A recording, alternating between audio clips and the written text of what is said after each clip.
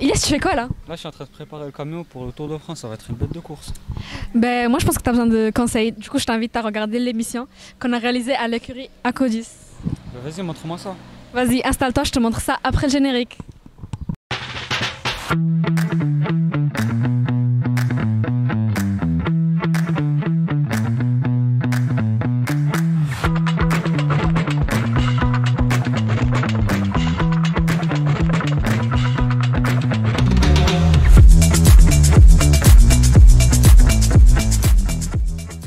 Mais ils font le tour du monde avec toutes leurs compétitions. Comment ils font pour tout organiser et tout transporter?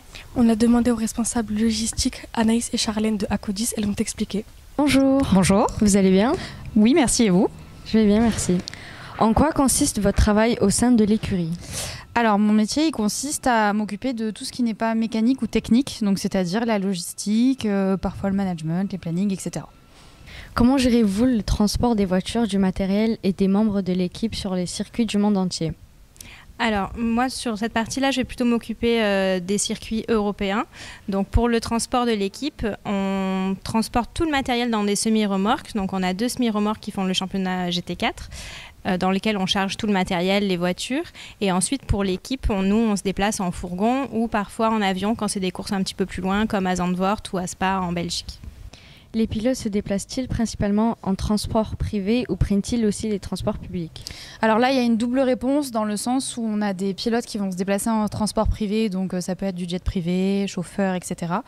Mais on a des drivers professionnels qui, du coup, en fait, utilisent les compagnies basiques, entre guillemets, comme Air France ou autres, pour se déplacer, mais dans des catégories un peu supérieures que la classe économique. Quels sont les éléments logistiques les plus compliqués à gérer dans une saison? Alors, en termes de logistique, ce qui va être le plus compliqué à gérer, ça va être l'approvisionnement des pièces et ensuite donc les déplacements du matériel, surtout quand les courses s'enchaînent et quand c'est intercalé entre les différents championnats, c'est-à-dire de bien séparer le matériel entre les différentes équipes pour que tout soit prêt à temps et de penser en fait à toutes les éventualités, notamment quand il peut y avoir des crashs pendant les courses. Donc après, ça va être toute la gestion de l'approvisionnement des pièces, comment remonter la voiture dans le délai imparti avant la course pour que tout soit prêt. Combien de temps faut-il pour préparer le déplacement pour une course du WEC? C'est très long. Non, ce championnat-là, c'est beaucoup d'anticipation dans le sens où sur une course comme les 24 heures du Mans, qui est la course la plus importante en fait du championnat, donc il y a une course de 24 heures, on va commencer la course, on va commencer de la préparer 6 à 7 mois en avance et après par la suite sur des courses qui durent entre 3 heures et 12 heures parce que c'est le championnat du monde donc d'endurance. Là, on va être plutôt sur du 1 à 3 mois selon les destinations puisque par exemple pour tout ce qui est avion et autres, on est obligé de prendre les billets avec 6 mois d'avance, par exemple. Merci beaucoup. Merci beaucoup. Au revoir. Au revoir. Quelle est la situation la plus compliquée que vous avez dû gérer lors d'un déplacement? Alors, ce qui a été le plus compliqué pour moi l'année dernière, on a eu un gros accident, par exemple, à Hockenheim, lors d'une course de GT4. Et ça a été vraiment compliqué à gérer, déjà humainement, parce qu'on est toujours inquiet de comment va la pilote, en l'occurrence, c'est notre pilote féminine. Et ensuite, de s'assurer que tout va être bien, qu'elle sera prête pour la prochaine course, que les pièces seront prêtes, que la voiture sera prête. Et en fait, on a dû switcher de voiture en cours de saison. Donc, on a dû pas mal réorganiser toute la logistique autour de ça. Merci beaucoup. Avec plaisir. Au revoir. Comment ils font pour que les voitures aillent super vite sans qu'elles se cassent? Quels sont leurs secrets? Ah, ça, faut demander aux ingénieurs. Ça tombe bien, on a interviewé lui et Adrien. Bonjour. Bonjour. Comment êtes-vous devenu ingénieur de course et avez-vous toujours voulu travailler dans le sport automobile? Alors, je suis devenu ingénieur de course après plusieurs années d'études, après avoir fait une école d'ingénieur, etc. Et c'est tout simplement en fait une opportunité qui s'est proposée à moi en dernière année de stage, connaissance de connaissances. Et tout simplement, j'ai intégré ma première écurie dans le sport automobile. Et après, en fait, j'ai tellement aimé que j'ai fait une autre année de spécialisation. Et en fait, j'ai atterri ici chez Acodis ASP pour continuer dans cette voie-là. Et maintenant, je suis engagé et je suis prêt à travailler là-dedans. En quoi consiste d'être ingénieur dans l'automobile et quelle est votre journée type par exemple? Alors c'est assez multitâche par rapport à des métiers ingénieurs de base. On a une multitude de travaux, des tâches très variées. On peut faire on peut avoir des tâches qui sont plus mécaniciens, qui sont plus logisticiens, qui sont un peu variées. En fait, la partie ingénieur dans le sport automobile, c'est plutôt de l'adaptabilité que de la compétence unique et monotâche. Quelle a été la course la plus difficile à gérer en tant qu'ingénieur et pro? Alors moi, j'ai parlé de ma petite expérience. C'était l'année dernière à Hockenheim en GT4 European Series. Donc c'était la troisième course où j'étais vraiment ingénieur de la voiture, dont on parle au pilote, etc. Et en fait, on a eu un très très gros accident qui est arrivé dans le troisième ou quatrième tour. Et c'est vrai que c'est très difficile parce qu'on entend tout, on parle avec la pilote et en fait c'était assez marquant. C'est assez dur de continuer et on cogite beaucoup là-dessus. Et en fait c'est là, ça nous rapproche et ça nous rappelle qu'en fait le sport automobile c'est aussi quelque chose de dangereux. Donc c'était entre guillemets la course la plus difficile pour moi pour le moment. Comment gérez-vous la pression pendant une course, surtout lors d'un événement comme le 24 heures du Mans, et avez-vous une préparation spécifique? Donc sur la partie ingénieur, on va dire qu'on a un peu une pression constante sur toute la saison parce qu'on a tout le temps des deadlines à respecter, on a des demandes des marques, des partenaires, etc. Donc sur ce type d'événement, par exemple Le Mans, on n'a pas vraiment le temps de stresser, on a beaucoup de choses à faire. Et le stress vient vraiment juste avant la course quand on est sur la grille, mais de la préparation à la course elle-même, on n'a pas vraiment le temps de penser au stress, ou il ne faut pas y penser parce qu'on a trop de tâches à effectuer en avance. Donc pas de préparation spécifique, plutôt des entraînements à des procédures, de la stratégie, etc. Des entraînements pour les mécaniciens, à faire des exercices de changement de roue, si on casse la voiture, savoir la réparer rapidement. Mais pas de préparation autre que le reste parce que ça reste un championnat, par exemple pour le cas du WEC, de 8 courses. Donc la victoire du championnat se joue sur 8 courses et pas que au Mans. Donc c'est une constante pression, on va dire. Un stress tous les jours. Voilà. Avec l'évolution des technologies, quelles nouvelles compétences un ingénieur piste doit-il développer aujourd'hui? Alors je réponds à cette question. Aujourd'hui, il y a de plus en plus de technologies dans les voitures, beaucoup plus de systèmes électroniques. Et les systèmes électroniques sont de plus en plus complexes d'année en année, on peut le voir. Déjà, on a eu l'évolution en GT3 il y a 2 ans avec des nouveaux systèmes électroniques à implémenter dans les voitures. Ça devenait de plus en plus compliqué. Là, en GT4, ça devient pareil. On rejoint les mêmes technologies. Et vraiment, le gros step que nous, on a passé, c'est en WEC l'année dernière, où là, par contre, vraiment, on a énormément de systèmes, beaucoup de systèmes électroniques, beaucoup de câblage à faire, beaucoup de programmation à faire. Donc en fait nous on a de la chance, on est aussi supporté par Toyota pour aller en WEC. Mais aujourd'hui un ingénieur il doit avoir beaucoup plus de connaissances qu'avant dans tout ce qui est électronique, dans tout ce qui est programmation et dans tout ce qui est analyse en fait de tout ça. C'est vraiment quelque chose que nous aujourd'hui on va essayer de rechercher dans des nouveaux profils par exemple, et c'est quelque chose que nous on va essayer aussi d'apprendre, on va essayer de se former à ça pour comprendre en fait complètement le concept tout autour de la voiture et toute l'électronique de manière générale. Quels sont les principaux défis techniques du GT4 et du WEC cette saison? Techniquement, sur la partie WEC, on fait rouler une voiture qui a 10 ans.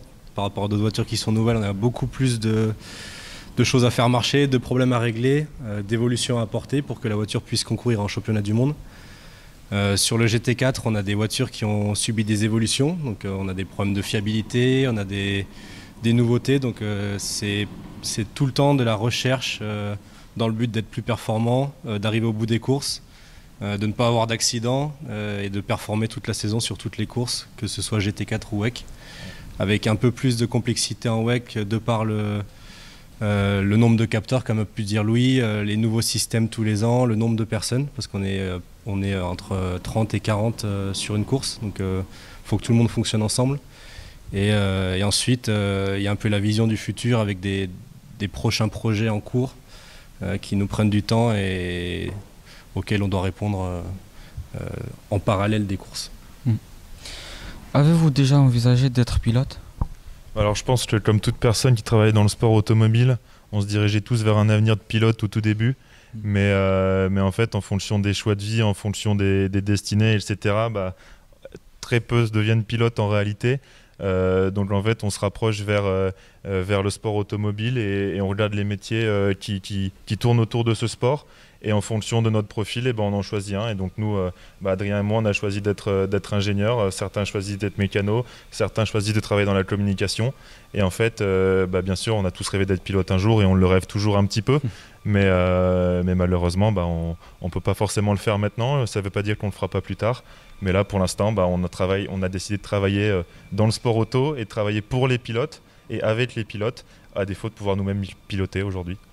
D'accord, merci beaucoup. Merci à toi. Mais dans les courses comme les 24 heures du Mans, la voiture elle s'abîme, non? Comment ils font pour la réparer vite? Bonne question, on va demander au mécanicien de chez Acodis, Maxime et Théo. Bonjour. Bonjour. Bonjour. Pouvez-vous nous expliquer votre rôle spécifique au sein de l'équipe Acodis ASP pendant un week-end de course? Moi, pour ma part, je suis sur la Lexus WEC. Du coup, je suis chef mécanicien d'une des deux voitures qui fait le WEC. Et toi, Théo? Moi, je suis chef mécanicien sur une voiture en GT4. Et je fais aussi le championnat, le WEC.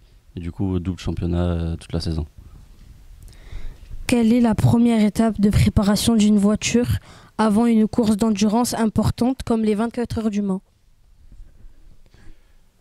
La première étape, tu veux dire quand elle revient à l'atelier après une course? Non, avant le début de la course, la première étape qu'il faut faire.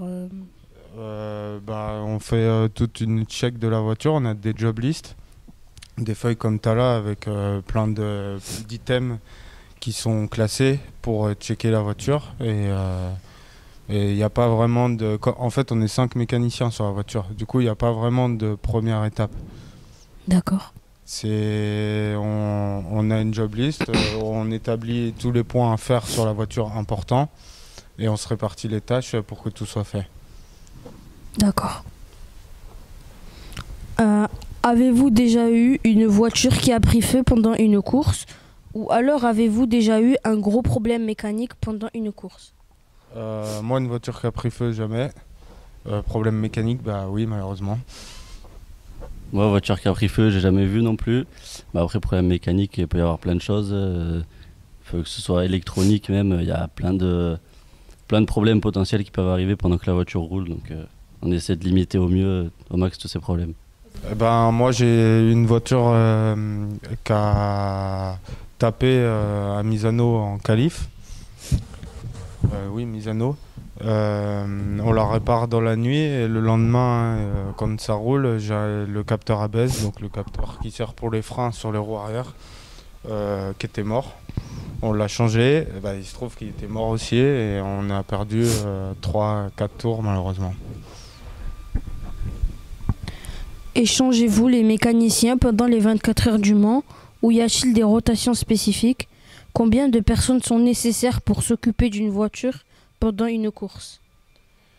Pendant une course, on est 5 à la révision en mécanicien et après, par exemple, au Mans, on est 60 personnes en tout.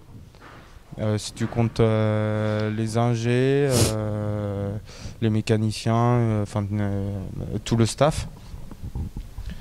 Des rotations, non, il n'y en a pas. On dure pendant 24 heures, même 48 heures.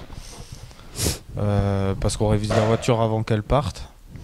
On essaye de se reposer au maximum. Donc, on fait aussi des pauses. Mais non, il n'y a pas de rotation particulière.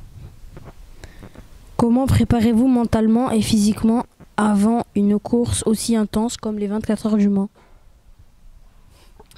Déjà, on peut dire physiquement, donc il n'y a pas forcément une préparation physique très intense, mais on essaie de faire attention. Et comme vous avez vu tout à l'heure, on essaie de s'entraîner pour faire les pit stops pour être le plus performant. Et après, mentalement, je pense que ça vient tout seul, c'est juste la passion du sport auto, on va dire, et voilà. D'accord, merci beaucoup. Je vous remercie pour cette interview et votre présence.